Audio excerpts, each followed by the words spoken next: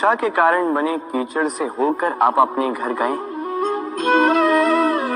पादुका पहनने के कारण आप उस कीचड़ से तो बच जाते, किंतु उन पादुकाओं द्वारा उड़ने वाली कीचड़ की बूंदें आपके वस्त्रों को मैला कर ही देती। किंतु फिर भी उन बूंदों से आपके वस्त्र मैले हो जाएंगे, इस कारण से आप पादुका पहनना तो नहीं छोड़ते। इसी प्रकार जीवन में कुछ ऐसे लोग भी आते हैं पादुका की भांति, जो आपको कीचड़ से तो बचा लेते हैं, किंतु वस्त्र रूपी आपके मन पर शंका के दाग लगा ही जाते हैं। इन लोगों के कारण से मन को खिन्न करने की आवश्यकता नहीं। आवश्यक है ये सोचना कि आपको आपके पांव कीचड़ से बचाने या आपके वस्त्र। जीवन में गंभीर होना अच्छी बात है, किंतु हर बात को यदि गंभीरता से लेने लगोगे तो जीवन का आनंद समाप्त हो जाएगा। ये संसार अनित्य है, यहाँ पे ऐसा कुछ भी नहीं जो सदा के लिए जीवित रहेगा। तो जब तक ये जीवन है, संतोष और आनंद से जी। स्वयं पर छिटकने वाले कीचड़ पर ध्यान ना दें, बस आनंद बांटते रहें। मन प्रसन्न होकर बोले, राधे राधे।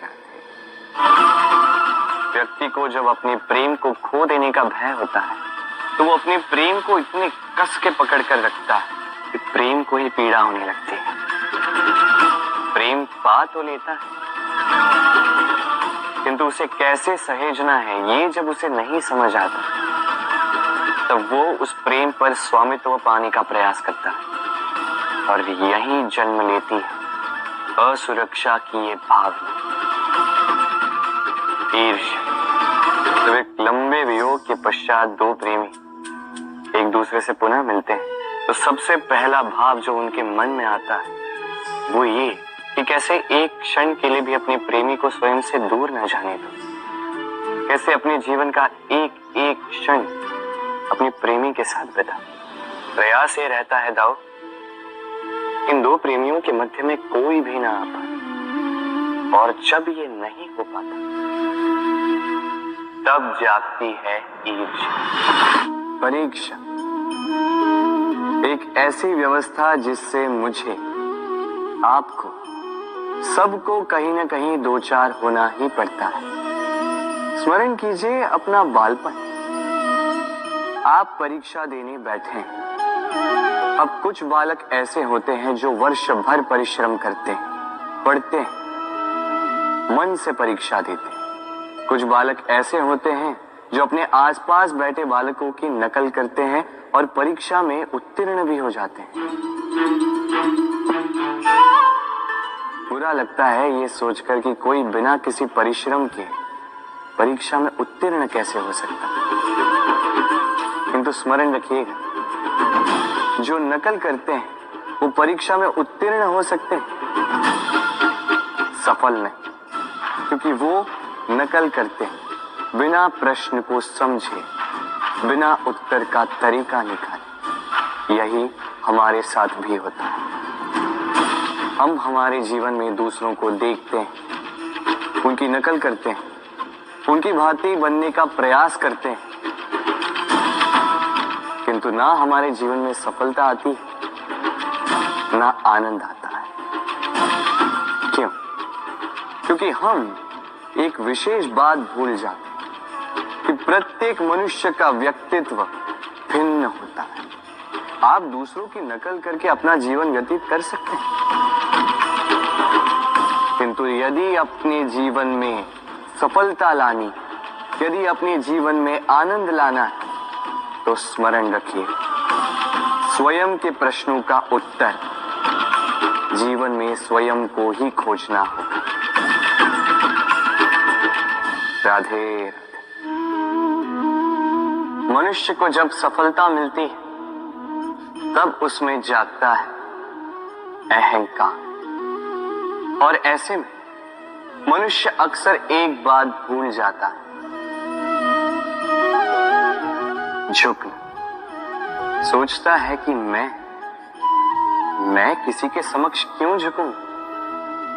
और ऐसा इसलिए होता है क्योंकि मनुष्य एक महत्वपूर्ण बात भूल जाता है कि संसार में, इस जीवन में उसने जो भी प्राप्त किया है, झुककर प्राप्त किया। बालपन में चलना सीखा तो इस धरा पर झुककर, गिरकर। बड़ों का आशीष लिया तो झुककर। किसान को फसल काटने के लिए झुकना पड़ता, कुएं से पानी निकालने के लिए पात्र को झुकना पड़ता है।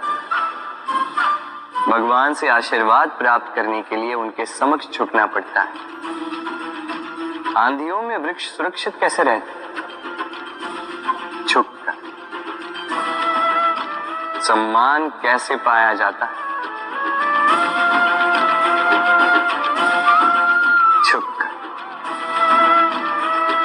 किसी के समक्ष झुकने का अर्थ स्वयं का आत्मसम्मान खो देना नहीं होता। उसका अर्थ होता है विनम्र।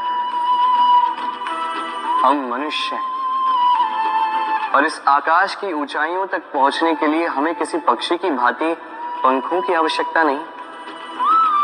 बस जितना झुकेंगे उतना ही ऊपर उठेंगे। राधे राधे। आप इस संसार में ऐसे कई लोगों को जानते होंगे जिन्हें आप स्वार्थी मानते हैं, जो आवश्यकता पड़ने पर ही आपको स्मरण करते हैं, अन्यथा वर्षों तक कहीं दिखाई भी नहीं देते। किंतु जैसे ही उनकी आपके सहायता की आवश्यकता पड़ती है, हाथ जोड़कर आपके सामने सज्ज रहते।